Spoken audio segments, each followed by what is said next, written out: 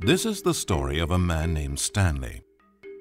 Stanley worked for a company in a big building where he was employee number 427. Employee number 427's job was simple.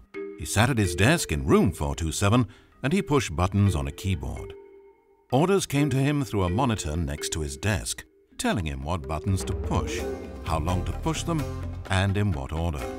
This is what employee 427 did every day of every month of every year. And although others might have considered it soul-rending, Stanley relished every moment that the orders came in, as though he had been made exactly for this job. And Stanley was happy. And then one day something very peculiar happened. Something that would forever change Stanley. Something he would never quite forget.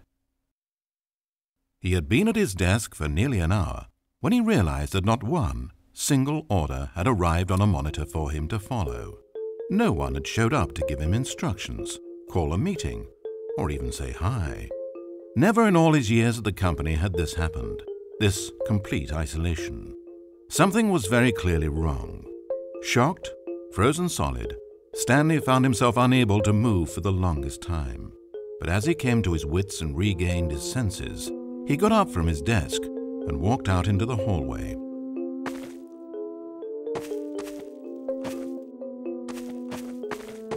Stanley decided to go to the staff lounge to check on his co-workers. He never functioned well by himself and constantly needed support and guidance from others, so the thought of total solitude was terrifying to him. When Stanley came to a set of 2 open doors, he entered the door on his left.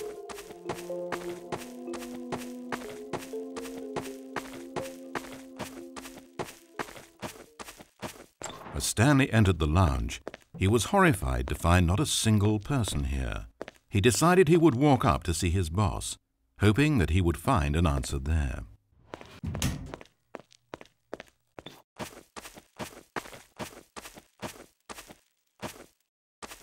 Coming to a staircase, Stanley walked upstairs to his boss's office.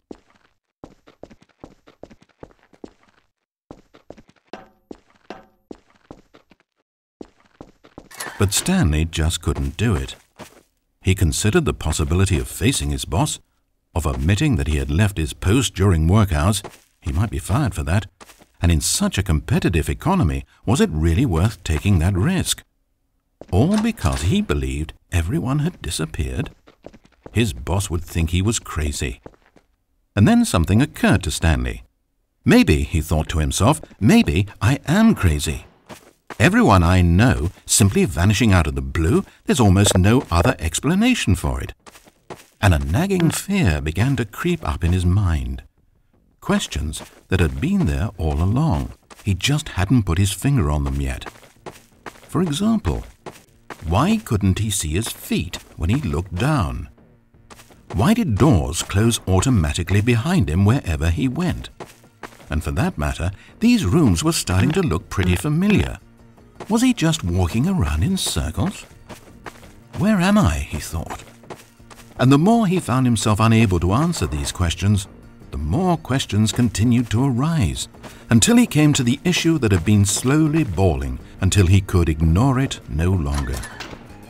Why is there a voice in my head, dictating everything that I'm doing and thinking? Suddenly, every door slammed shut. "No!" Stanley screamed. "I need to get out of here. I need to know that there's something out there. I need to know it's not just all in my head." And he screamed and clutched at his skull as the voice grew harsher and the music in the background rose higher and higher. And then, moments before collapsing to the ground, Stanley clenched his fists and screamed to anyone who might be listening, "I'm not real! I'm not real! Don't believe any of it! None of it's real!" And then everything went black. This is the story of a woman named Mariella.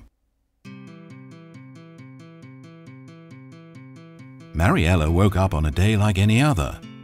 She got dressed, went to work, clocked in, clocked out, and then she walked home. But her walk on this day was interrupted by the body of a man who had stumbled through town talking and screaming to himself, and then collapsed dead on the sidewalk. Moments after seeing him, she would turn, run to the nearest police station, and call for an ambulance. But for just a few brief seconds, she merely stood there, unable to move. The tragedy was not the death of a single person. It was that she would never know this man's story, never hear in his own words what had happened to him, or what he believed had happened to him. For to know these things would be to exist inside the head of the man himself. So all she could do was observe from a distance and pity him. But Mariella had places to be and people to meet with, very important people, whose impressions of her would affect her career and indeed the rest of her life. She stood there for only a moment, looking down at the body, and then she ran.